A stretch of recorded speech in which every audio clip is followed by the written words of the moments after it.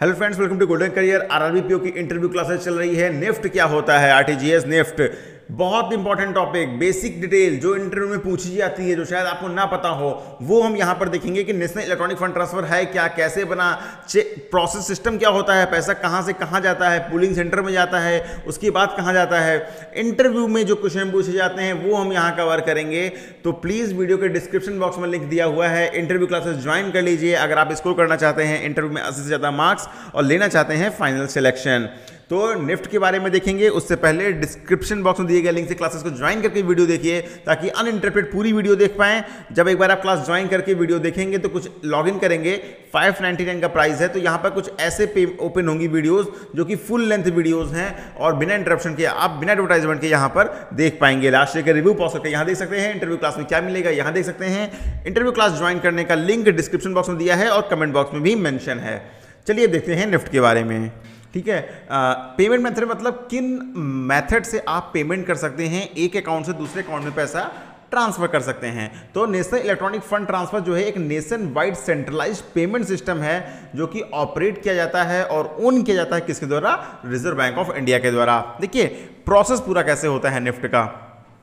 ये आप हो, आपको पैसा भेजना है, ये आपका फ्रेंड है, उसको पैसा चाहिए, आपका यहाँ बैंक अकाउंट है, आप अपनी बैंक में गए, आपने बोला भैया 1000 रुपये जो है वो ये मेरा फ्रेंड है एबीसी, आप इसके अकाउंट में भेज दीजिए। बैंक ने वो डिटेल फीड की, एबीसी का अकाउंट नंबर डाला, इसका आईएफएससी कोड डाला, इसका नेम डाला और पैसा भेज दिया। अभी क्या गया है, बैंक का एक पूलिंग सेंटर होगा, पैसा वहाँ पर गया, वहां से बैचेस के फॉर्म में, निफ्ट क्या होता है, बैचेस के फॉर्म में ट्रांसफर होता है। बैच कितनी देर के होते हैं हम आपको अभी आगे बताते हैं। क्लियरिंग सेंटर में पैसा चला गया, क्लियरिंग सेंटर में जाने के बाद आरबीआई ने क्या क्या देखा, अच्छा अब आरबीआई क्या होता है, बैचेस को प्रोसेस करता है सॉर्टिंग करने के बाद। आरबीआई देखता है अच्छा इतने ये बैचेस, इतने पेमेंट एसबीआई के हैं, इतने सेंट्रल बैंक ऑफ इंडिया के हैं, इतने बैंक ऑफ बड़ौदा के हैं, इतने इस बैंक के, इतने किसी और बैंक के हैं। फिर उस बैंक को रिसीवर बैंक को भेजता है, फिर रिसीवर बैंक देखता है मैसेज से कि ये किसका पैसा था और ये बेनिफिशियरी को क्रेडिट कर देता है। यही प्रोसेस आपका चलता है निफ्ट में और यही चलता है आरटीजीएस में।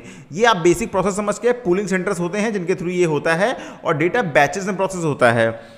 निफ्ट के केस में, आरटीजीएस के केस में इंस्टेंट सेटलमेंट होता है। अब हम बात कर लेते हैं यहां पर निफ्ट के बारे में। देखिए लिखा बहुत कुछ है यहाँ पर, बट आपको इतना, आपसे जो मैं बोल रहा हूँ सुनते जाइए, नोट्स बना रहे हैं तो बनाइए, आपकी चीज़ें यहाँ पर क्लियर हो जाएंगी।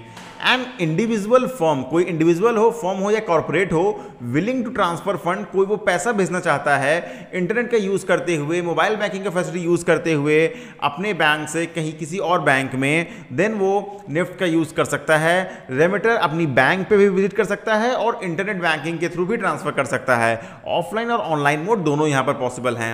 जो ओरिजिनेटिंग बैंक होगी, मतलब जिस बैंक से पैसा आप भेज रहे हैं, वो एक मैसेज को प्रिपेयर करेगी और उस मैसेज को भेज देगी पूलिंग सेंटर में, जो अभी मैंने आपको बताया, जिसको हम निफ्ट सर्विस सेंटर भी बोलते हैं। फिर पूलिंग सेंटर क्या करेगा, फॉरवर्ड कर देगा उस मैसेज को निफ्ट क्लियरिंग सेंटर को।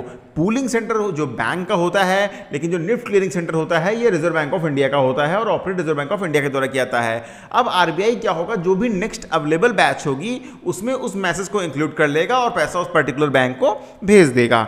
मैंने बोला ना, देखिए यहाँ पर ये रिसीवर बैंक हो गई आपकी, ये क्लियरिंग सेंटर हो गया। क्लियरिंग सेंटर ये आरबीआई द्वारा ऑपरेट किया जाता है और यहाँ से पैसा बैचेस के फॉर्म में ट्रांसफर होता है।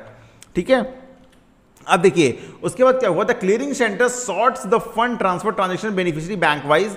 मैंने क्या बोला, देखिए बैंक वाइज ये शॉर्ट कर लेता है, ये सेंट्रल बैंक का है, स्टेट बैंक का है, ये आपका बैंक ऑफ बड़ौदा का है, ये आपका यूको बैंक का है, इस तरह करके शॉर्ट कर लेता है। शॉर्ट करने के बाद जो बेनिफिशियरी बैंक्स हैं उनको वो पैसा भेज देता है। Thereafter bank wise remittance message are forwarded to the beneficiary bank through their pooling centre.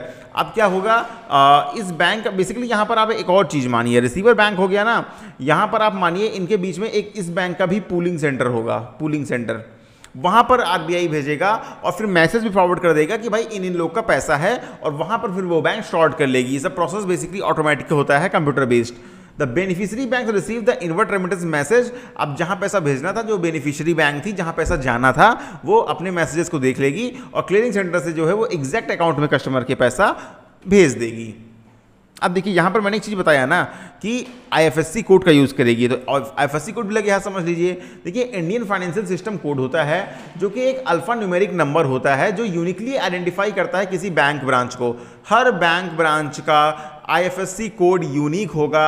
RRB के केस में कोई बैंक में ऐसा हो सकता है कि पूरी बैंक का वन सिंगल आईएफएससी कोड हो, कॉमर्शियल बैंक में ऐसा कभी नहीं होगा, ठीक है। एक इंडिविजुअल ब्रांच को रिप्रेजेंट करता है। इसमें जो 11 डिजिट का कोड होता है, फर्स्ट 4 कैरेक्टर्स जो होते हैं अल्फा कैरेक्टर्स, वो रिप्रेजेंट करते हैं बैंक को, ठीक है। जैसे SBIN, ये first bank 4 alpha numeric character हो गए जो रिप्रेजेंट करते हैं स्टेट बैंक ऑफ इंडिया को।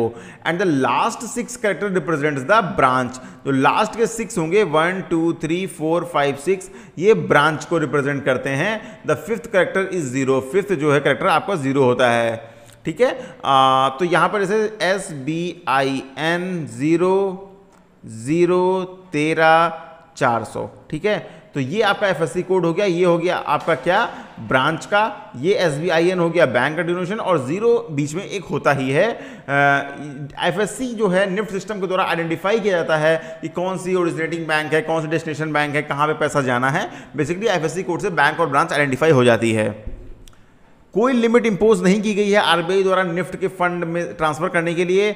आप 100 रुपए का भी निफ्ट कर सकते हो, आप 10 लाख रुपए का भी निफ्ट कर सकते हो। हाउएवर आरबीआई द्वारा कोई लिमिट नहीं है, लेकिन जिस बैंक में आपका अकाउंट है वो इंडिविजुअल बैंक लिमिट इंपोज कर सकती है। वो उसके डिस्क्रिप्शन पर है कि वो क्या लिमिट रखना चाहती है, लेकिन वो ऐसा नहीं अपने मन में आया कर देगी। उस बैंक का जो बोर्ड होगा, उस बोर्ड से अप्रूवल लेना होगा और पर्टिकुलर रीजन बताना होगा कि आरबीआई द्वारा कोई लिमिट नहीं है, फिर क्यों आप लिमिट रख रहे हैं। एंड बोर्ड मेंबर्स को कॉन्फिडेंस लेने के बाद आप एक लिमिट को जो है वहां पर एक लिमिट जो है कैप रखी जा सकती है। और एक पर्सन जिसके पास, अगर आपसे इंटरव्यू में पूछ लेते हैं कि भाई किसी पर्सन के पास बैंक अकाउंट नहीं है, तो क्या अब वो पैसा ट्रांसफर नहीं कर सकता है? बिल्कुल कर सकता है। A person who does not have a bank account can remit fund through NEFT to beneficiary having a bank account with another NEFT member bank. आपका कोई दोस्त है, उसको पैसा ट्रांसफर करना है, आपके पास अकाउंट नहीं है, कोई बात नहीं, आप बैंक के ब्रांच में जाइए, किसी भी वहां अपना कैश जमा कीजिए और पैसा ट्रांसफर कर सकते हैं। हाउएवर यहां पर लिमिट हो जाती है ₹50,000 पर ट्रांजेक्शन की मैक्सिमम लिमिट। प्रैक्टिस की अगर मैं यहाँ पर आपसे बात करूँ तो जनरली ब्रांचेस